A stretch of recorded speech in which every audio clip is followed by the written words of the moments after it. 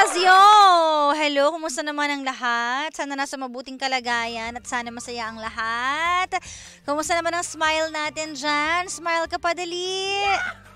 Nakakaganda ng mood daw kapag lagi nakasmile. At isa pa, nakakabata kapag lagi tayong nakasmile. So keep smiling, keep shining, knowing you can always count on me.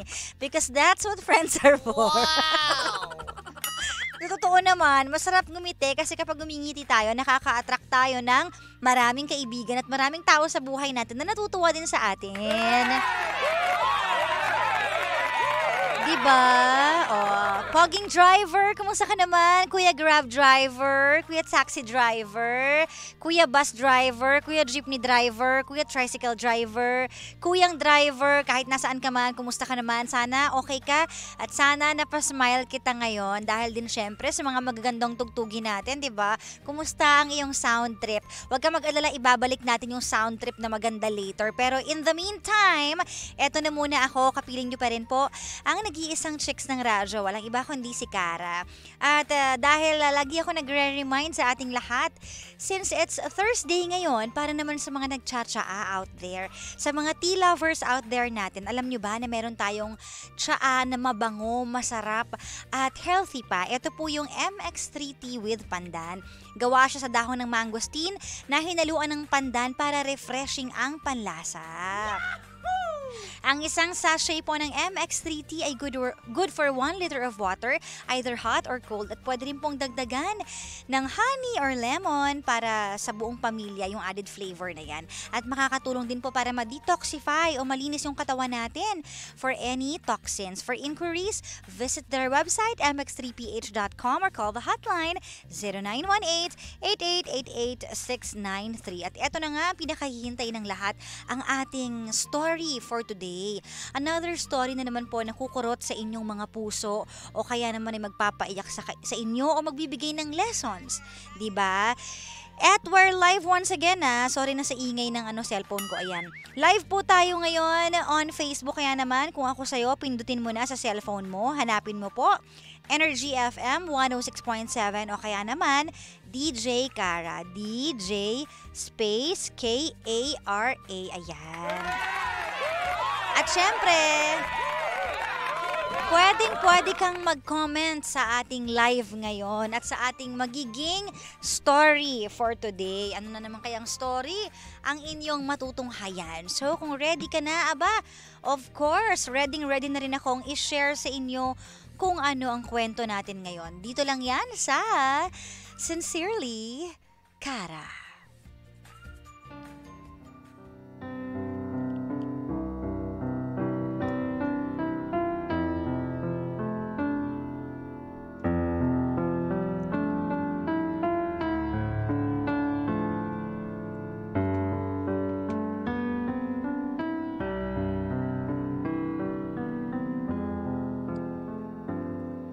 Kapag nagmahal tayo ng isang tao, gusto natin makuha natin siya ng buong buo.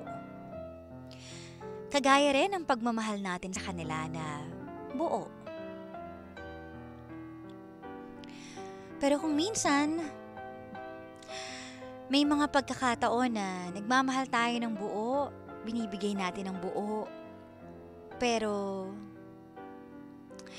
nalulungkot tayo dahil akala natin masusuklian din yun ng buo.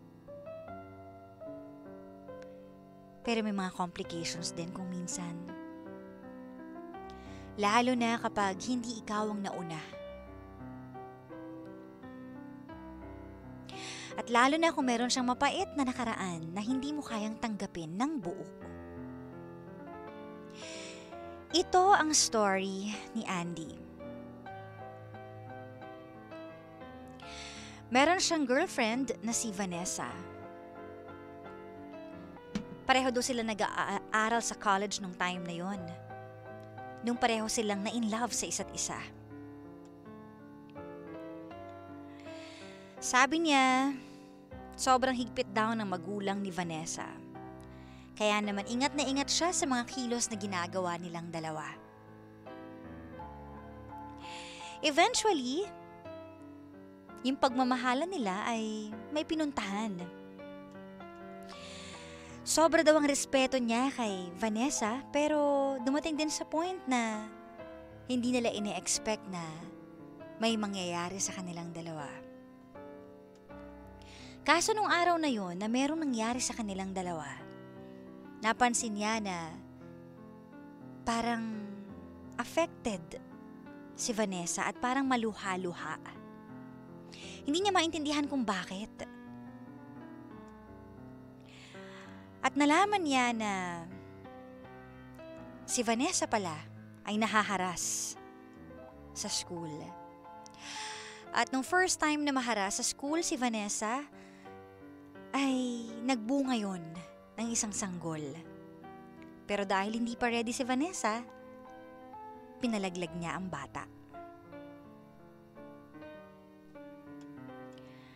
Tinanggap niya si Vanessa at muling nabuntis si Vanessa dahil sa pangre-rape sa kanya. Nung time pala na may nangyari sa kanilang dalawa, meron na palang laman ang sinapupunan ni Vanessa. And it's the second time na nabuntis na ulit si Vanessa. Di niya alam kung paano niya tatanggapin na buntis ang girlfriend niya at ang ama ay ang ibang lalaki. Pero dahil sa pagmamahal niya, tinanggap niya. Pinakasalan pa niya. Kaso ang problema ngayon na matagal na sila at binuhay nila yung bata. Until now, hindi niya alam kung paano niya tatanggapin yung bata. Lalong-lalo na at aware naman siya na hindi siya ang tatay. Paano nga ba tanggapin ang ganung bagay? Let's hear it straight from the heart of our voice sender for today. Dear DJ Cara, ako po si Andy, 23 years old. Magkasing edad lang po kami ng jowa ko na si Vanessa. Pareho po kami ngayon nag-aaral sa kolehiyo kaya kilalang kilala na namin ang isa't isa. Tanggap na din po kami sa pareho mga magulang. Kaya pinapayagan kaming magkita. Taaminin ko po, hindi siya ang nauna kong kasintahan, DJ Car. Pero kay Vanessa, ako po ang kauna-unahan niyang kasintahan, NBSB ika nga. Kasi alam ko po na mahigpit ang mga magulang ni Vanessa. At ito na nga po, DJ Cara. Graduation na kinabukasan, pero ngayong gabi ay may kaunting kasiyahan kaming magkakabatch bago magkahiwa-hiwalay at madestino sa ibang lugar. At ito na nga ang pinakahihintay namin ni Vanessa, DJ Cara. Naabot na namin ang goal namin, kulang na lang sa amin ngayon ay maikasal. Sa pagrespeto ko sa kanya, tinanong ko kung handa na siya. Napansin ko po sa kanya na parang maluha-luha siya. Hindi ko siya mabasa ngayon, DJ Cara, kung bakit ganun ang emosyon niya. Nauna na po kami umuwi ni Vanessa. Sa sobrang pagod, tumuloy po muna kami sa malapit na hotel para makapagpahinga. Sa hindi inaasahan, DJ Cara, hindi ko na po mapigilan ang sarili ko at napilit ko si Vanessa. Hindi naman po siya pumalag sa akin at sa gabi na iyon ay may nangyari na nga po sa amin. Pagkatapos pinagtataka ko kung bakit habang nagme-make love kami ni Vanessa ay tulala lang siya. Sa sobrang nakakainsulto ay napagtaasan ko po siya ng boses. At ilang sandali ay huminahon po ako dahil nagulat siya at sinimulan ko ng tinanong kung bakit ang reaksyon niya ay parang kakaiba. At biglang humingi po siya sa akin ng tawad. At bigla siyang umamin sa akin, para akong binuhusan ng malamig na tubig sa ulo sa mga narinig ko galing sa kanya. Nilahad po sa akin ni Vanessa, DJ Cara, na siya ay minaltrato at paulit-ulit siya na pinagsamantalahan sa training. Habang nagkwento po siya sa akin, ay hindi ko matanggap na may nabuo sa unang nangyari. Sa takot niyang matanggal sa training ay pinatanggal niya ang bata. At ang masakit po, DJ Cara, ngayong nakapagtapos na kami, ay meron nang nabuo ulit. Gusto na lamang niyang buhayin ang bata. Gusto ko pong magwala at naluluha ako dahil wala akong magawa dahil sa lahat ng mga nangyari. At dahil sa nabuo na batang hindi galing sa akin, naawa ako kay Vanessa. Imbis po na kamunghian ko siya ay mas minahal ko po siya ng buong buo. Ngayon po, DJ Kara, 30 years old na kami. Kasal na din kami at pareho na po kaming may mataas na katungkulan ni Vanessa. Destino namin ay sa pinagtreningan namin noon na kung saan may madilim siyang nakaraan. At ang masaklap po doon, DJ Kara, ang dalaga po namin na si Nicole ay hindi ko po kadugo at hindi galing sa akin. At sa anong pilit ko ay hindi ko siya kayang tanggapin bilang anak. Ano po ang dapat kong gawin, DJ Kara? Nako, mahirap to no? Paano mo nga ba tatanggapin yung mapait na nakaraan? Pero syempre, wala namang kinalaman yung bata after all. But anyways, basahin muna natin yung mga comments sa ating Facebook Live kung anong masasabi nyo sa story ni Andy na pinakasalan niya yung babaeng mahal niya kahit buntis sa iba at ngayon, stepdad na siya, di ba? Sabi dito sa comment, "Hi DJ Kara, it's really hard in real life na tanggapin lalo na kapag hindi mo naman kadugo. At yung part na maaalala niya sa katauhan ng bata, yung malupit na nakaraan. Sobrang hirap po. I've been there." Sabi ni Gemma. Hirap no? Pag ikaw na yung naka-experience talaga. Actually, sobrang sitwasyon, sobrang mahirap talaga First of all, leave the child alone. That baby has nothing to do with your problems. Second, you don't need to be the biological father. To be a father, be a man and step up to plate even more. Be a dad. Sabi ni Patricia. Kung hindi mo tanggap ang bata, wag mo ituloy ang relasyon. Love me, love my dog, ika nga. May alinlangan ka pala sa bata ba't ka nagpakasal? Ayan, nasisi ka tuloy. Hindi yan kaning mainit na kapag napaso, iluluwa mo. Sabi ni Ate Arlene. Kaya mahirap talaga yung mga decision making no? Kasi minsan sa future siya magbabalik sa'yo, magbabounce Eto pa, kuya, bakit mo pinakasalan kung hindi mo naman pala tanggap yung pinagdaanan? Tapos yun ang gumugulo sa isip mo ngayon. Kasal na kayo Tanggapin mo ang bata kasi wala namang kasalanan yung bata. Sabi ni Ate Elsa. Kung mahal mo, dapat panindigan mo at irespeto kung ano ang nakaraan. Hindi naman kasi ginusto ni Vanessa ang nangyari o nakaraan niya. Respect begets love. Sabi naman ni Mami Olet. She needs you. Kailangan niya ng pagmamahal at presensya mo, kuya. Intindihin at unawain mo siya. Masakit na ganyan pala ang na-experience niya. So please, love her. Sabi naman ni Rachel Loho. So please love her daw, kuya, kasi may masakit siyang pinagdaanan. Kung mahal mo ng buong buo si Vanessa, tanggapin mo rin ang bata kahit di mo anak. Yaan mong panahon ang humilom sa nakaraan. Sabi ni Ate Nelia. Sabi pa dito, nung pinakasalan mo siya, ibig sabihin na handa ka rin na tanggapin yung bata. Sabi ni Yeshalyn. O nga naman. Noong ang kasal, nag-decide ka na nun pero ito may gumugulo ulit sa isip mo. But anyway, sige, basa pa tayo ng ibang comments bago natin nasabihin kung anong masasabi ko sa story ni Andy. Sabi pa dito, kung mahal mo siya, tanggapin mo lahat. Lahat sa kanya, kahit yung mga taong mahalaga sa kanya. Wala namang kasing kasalanan yung bata. Diba? Mahalin mo ang anak niya, yung totoong pagmamahal. Oh, sabi ni Anime, sakit nun. Yung totoong pagmamahal. Remember, walang may kagustuhan ng nangyari kay Vanessa. Sabi naman to ni Mami Cynthia. Oo nga naman, sino nga naman may gusto nun?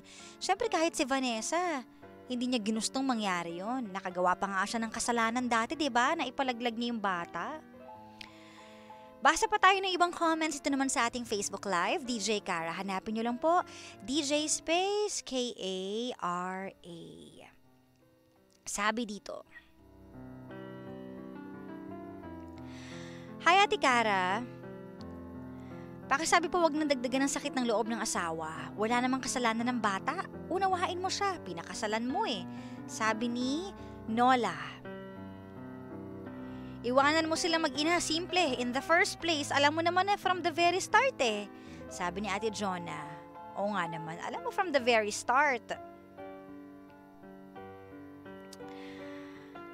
Poor child, affected by the parents' problem. That's a headache for you, bro.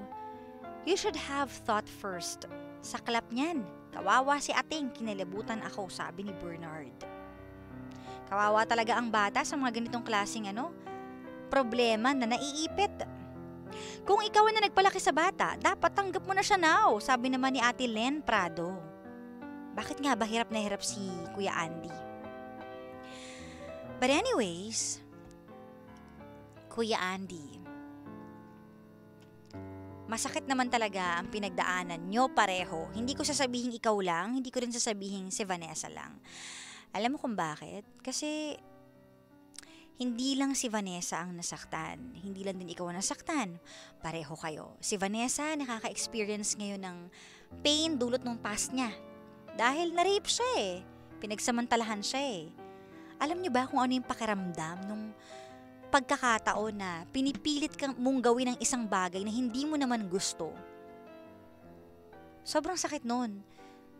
Pag nasa school ka nga lang, pag nasa office ka, pag pinapagawa yung teacher mo, pag may pinapagawa yung boss mo na labag sa loob mo, di ba naiirita ka? Ayoko tong gawin, pero kailangan mong gawin. Di ba? Kasi yun, trabaho yun, kasi yun, school yun. Pero eto, wala namang obligasyon si Vanessa kahit kanino na sundin yung gusto ng lalaki na nang rape sa kanya o na, di ba, nagsamantala sa kanya. Pero ginawa niya at labag yun sa loob niya. At mas malalim pa to kasi katawan niyang binigay niya. Buhay niya. Masakit na nakaraan ang lilimutin niya na hindi naman talaga agad-agad nalilimot o kung minsan talaga forever na yan na nandyan. You just have to live with the pain. Kaya ang sakit para kay Vanessa. At sa'yo naman Kuya Andy, masakit din. Alam mo kung bakit? Kasi mahal mo yung tao. Kahit masakit, nag-decide ka at nanindigan ka na hindi, papakasalan ko to. Hindi, tatanggapin ko to no matter what. Andun yung utak mo eh. Nilabanan mo yung sakit ng puso mo kasi gusto mong panindigan si Vanessa. Naging lalaki ka. Kaso nga lang as time goes by, minsan talaga doon natin nare-realize na masakit pa rin pala. Hindi ko pala kaya. And I cannot blame you for that.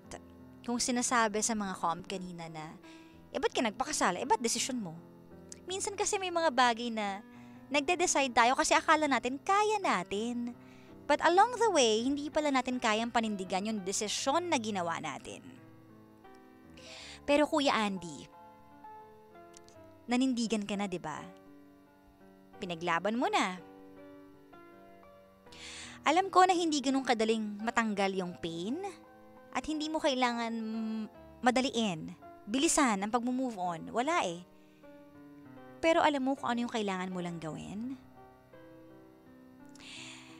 Kailangan mong ma-accept na yung bata ay walang kinalaman sa problema mo, problema ni Vanessa, at problema ng relasyon niyong dalawa. Lagi mong iisipin na yung bata ay hindi naman niya ginusto ang mga nangyari. Isinilang lang siya sa mundong ito. Lagi mong isipin yun. Kasi wala talagang kinalaman ng bata. Though naiintindihan ko na every time na makikita mo yung bata, nagre-remind yun sa'yo ng nakaraan. Pero sana habang nire-remind ka nung nakaraan na yun, i-remind mo rin yung sarili mo na decision mo to eh. Ikaw ang nag-decide. Napapasukin din yung bata sa buhay niyong dalawa. Diba? Kawawa naman yung bata. Di sana noon pa lang pala, nag-let go ka na lang kahit masakit. Para nakahanap yung bata ng pagmamahal na totoo. Para nakahanap yung bata ng ama na tatanggap sa kanya ng buong buo.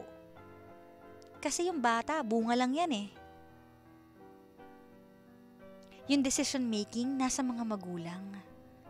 Nasa mga adults. Nag-decide kayong dalawa ni Vanessa at ikaw din, nag-decide kang pakasalan siya. Buy one, take one. kasama yung bata. Kung ano yung pagmamahal mo kay Vanessa, dapat yun din yung pagmamahal mo sa bata. Kung si Vanessa nagawa mong mahalin na meron siyang mapait na nakaraan, bakit hindi mo kayang mahalin yung bata na wala namang kamuang-muang at wala namang kasalanan sa'yo at wala naman ding ginawa? Sana yun ang maisip mo every time na maaalala mo yung pain. Because the pain will always be there. Pero kapag inisip mo yun, baka makatulong Baka makatulong sa pain na nararanasan mo. Diba?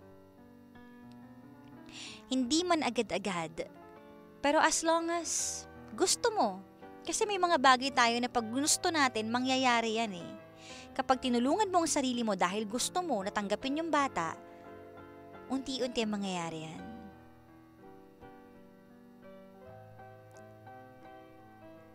Kasi ang biktima talaga dito, yung bata. Diba? Siya talaga Hindi natin kailangan i-force, hindi mo kailangan ma-pressure, na kailangan maging close na kami. Kailangan ako na yung tatay. Hindi Magsisimula yan, alam mo kung saan? Sa acceptance. Kailangan mong tanggapin na sa'yo nagsimula ang desisyon na tanggapin ang mag-ina. Ngayon kung hindi mo pala talaga kaya, after all, ginawa mo na lahat, di mo kaya, umalis ka na lang.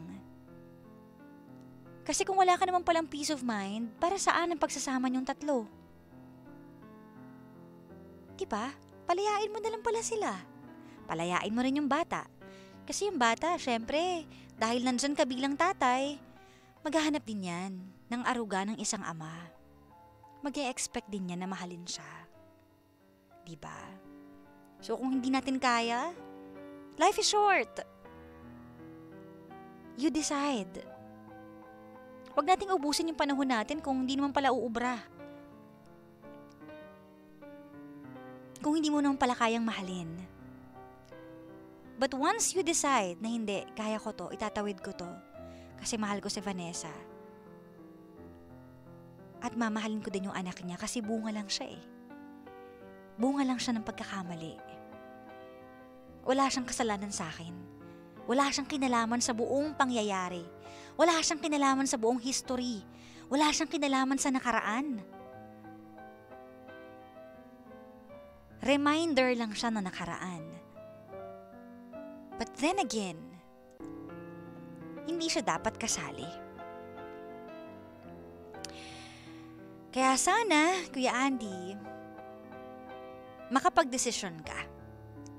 Kasi dalawa lang yan Whether you stay and try to accept things. Let go of the painful past. Or, alis ka. Kasi hindi mo na rin kaya. Baka hindi mo na talaga kaya Wala naman tayong magagawa doon. Feelings mo yan